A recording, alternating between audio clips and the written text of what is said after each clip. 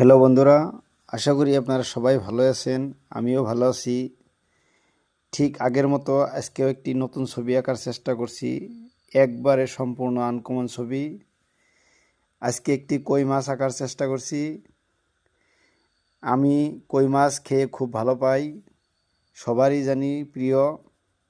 তাই এই মাছটি জল রঙে আঁকার চেষ্টা করছি।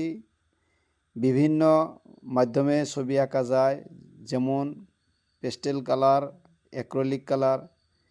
এগুলো কিছু কিছু সহজ, কিন্তু জল রঙে ছবি আঁকা খুবই কষ্ট। প্রায় ৩-৪ বছর ধরে আমি জল রঙে ছবি আঁকার চেষ্টা করতেছি, এখন পর্যন্ত আমার সঠিক হয়নি। তাই এই কই মাছটি কীরকম বাস্তবিত হলো, ছবিটা কত ভালো হয়েছে জানি না। আশা করি আপনারা কমেন্ট যুগে আমাকে জানাবেন।